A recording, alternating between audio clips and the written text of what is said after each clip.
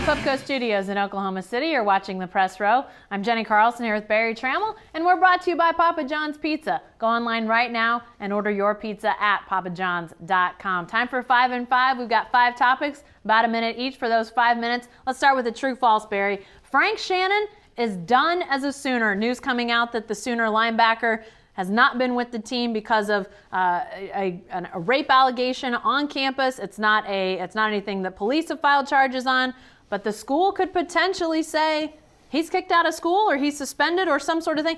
True, false, he's done as a Sooner. I think it's true.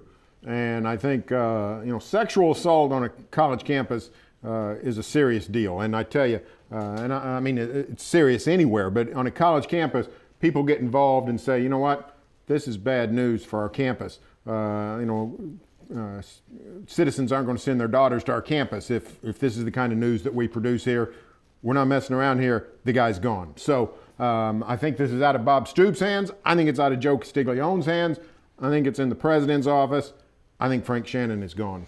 Yeah, I tend to say true as well right now, and I don't know anything beyond what I'm reading from Jason Kersey, our OU beat writer, and sort of hearing as he's developing stories, but I also know what I heard after the spring game from Mike Stoops. Now, Bob Stoops was very short in what he said about Frank Shannon after the spring game, but in listening to Mike Stoops' comments, him basically saying, we're thin at that position, we're going to have to do some things, he sounded like he was moving ahead, in his mind at least, without Frank Shannon being in the linebacker course. So to me, that was a bit of a tip of the hat to say, this is serious enough that we're thinking he's no longer on the team. I think he's done. All right, Barry, what about another true-false? Let's stick with that and talk about the Thunder. Thunder's recent play, cause for concern. True or false? True. I mean, 2 straight games the Thunder played to nail down the number 2 seed and played terrible in both games. Lost to a D-League team in New Orleans, and then on Wednesday night against Detroit, messed around for literally 47 minutes. Got serious down the stretch, last minute or two, comes back and wins by 1 against a Piston team that was playing shorthanded. But the Thunder made at least 3 Pistons look like all-stars. Just, I thought, an abysmal performance. So maybe they can turn it on. Maybe they can flip the switch. But it's definitely cause for concern. Yeah, I would say true. And I'll tell you what, until, maybe I have blinders on or something, but until that game against the Pistons, I was sort of going to let that game in New Orleans slide to some extent. You know, you don't have Russell Westbrook out there. It was the second night of a back-to-back. The Thunder knowing that they basically just need to win one of those 2 games. But yet they were trying to win that one. I kind of had mentally said I'm going to let that slide. But then, yeah, that poor performance against the Pistons, to have so many guys from Detroit looking so good, I don't know. I mean, I'm not saying that I don't think this team, I think this team is going to play in the Western Conference Finals. I firmly believe that. But I think that they could have some struggles early on, especially with Memphis coming in this first round. I think they could be in for some hard nights against those Grizzlies. All right, Barry, what about this? James Harden finish that sentence. By the way, he's talking to Hannah Storm in an interview here that he basically says if money wasn't part of the equation, he'd still be in Oklahoma City. He was also quoted as saying they weren't willing to help me. So finish the sentence. James Harden is not coming clean. I don't think James Harden is leveling with us for this reason. The Thunder's final offer was 4 years, $13.25 million a year, so $13.25 million. The most the Thunder could offer was $60 million over 4 years, $15 million a year. They couldn't offer one of the 5-year deals. Russell Westbrook already has that, and you're limited to 1 per team under the new CBA. So the Thunder and James Harden weren't that far apart. What the Thunder couldn't offer him was the prestige. The prestige of being the bell cow of a franchise. The prestige of having one of those 5-year contracts for max money, no matter how much it might be. So I think James Harden, I think he liked it here. I think he liked his teammates. I think he thought it was a great situation, but I think he wanted something different. I think he wanted to be the main man. Houston offered that scenario. He's gone to Houston. It's gone great for him. They're now an NBA contender. They've added Dwight Howard. Everything's fabulous in Houston. Should be no hard feelings. Thunder's moved on, done very well. But I don't think James Harden's coming clean. The money wasn't that far apart. Yeah, and I don't know.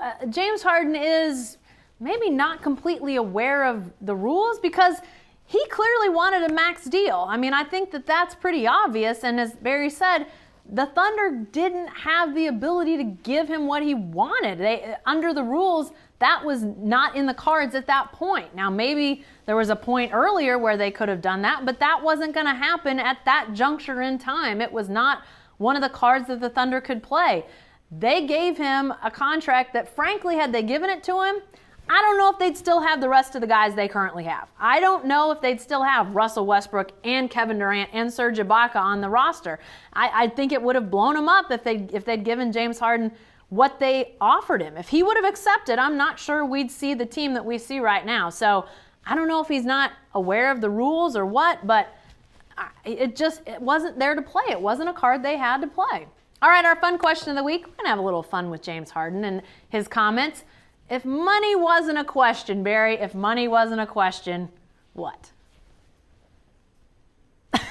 You mean for me personally? Yes, for you personally. Oh, I'd probably have a house on the beach somewhere and a private plane to take me there. But I'd be living where I'm living and doing what I'm doing. I just wouldn't mind going to the Oregon coast whenever I wanted to. So that's probably it. But I'd probably travel more. But I wouldn't really change my life significantly. Might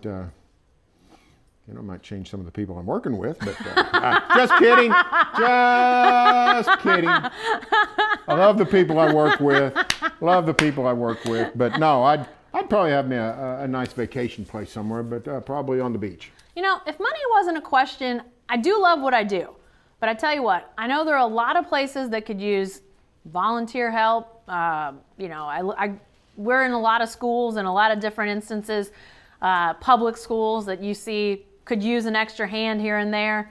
If money wasn't a question, I'd probably not do what I do right now. I'd probably go and volunteer somewhere. Now I might live somewhere nice. The beach is my favorite too. So maybe I'd live somewhere near a beach or have the ability to get there. But I think I'd probably do some volunteer work, maybe in schools somewhere, because I know how much help some of the public schools need. All right, Barry, lastly, is there still a place for hard-nosed coaches like Phil Coons? This is a question based off the news that longtime Tuttle football coach Phil Coons has resigned amid talk that he was forced out because some thought he was too hard on his players. There's actually a special board meeting going to be held on Friday about his future. But is there still a place for hard-nosed coaching like Phil Coons? Probably not. I mean, I think it's a due time. It's not 1954, it's not 1976, it's not even 1989. It's 2014, and sensibilities have changed, parents have changed, kids have changed. So I think it's going to be very difficult for a coach to coach the old-fashioned way. Now, there are some places that are easier to get by with it, and Tuttle might be one of them. Phil Coons was in the saddle for a long time and very successful. Lots of people spoke glowingly of him. I had dinner last week at a banquet with a fellow from Durant who recognized Coons in the paper as one of his student teachers when this guy was in high school, and just raved about him. So he still has a positive impact on young men. And truth of the matter is, the players probably don't mind it, but the parents do. Right. And that's just the world in which we live. Yeah, and this is significant too when you look at, this is a small town we're talking about, Tuttle, near sort of around Norman, Newcastle, out around there. But it's a place that has produced a significant number of college athletes. Jason White at the top of that list. And if you're an OSU person, the Bassett brothers would be at the top of that list. They've produced good football players. Some of those very guys spoke glowingly of Phil Coons after news of his resignation broke. But clearly this is a different age and time. Phil Coons in Tuttle for 21 years, very successful. I think about other coaches that maybe haven't gone through this. You think about somebody like Varl Franklin at Millwood, who's been at Millwood for even longer than Phil Coons was at Tuttle, coaching basketball at Millwood. He's a very hard-nosed coach, and he's still there. Maybe just the fact that he's been there even longer and won more keeps him there, but I think anymore in this day and age, you're right. It may not be the players that have a problem with it. It may be the parents. It's too bad because clearly he's produced a ton of really good players and good people. Hey, be sure to stay with the best coverage team anywhere at newsok.com and every day in the Oklahoman.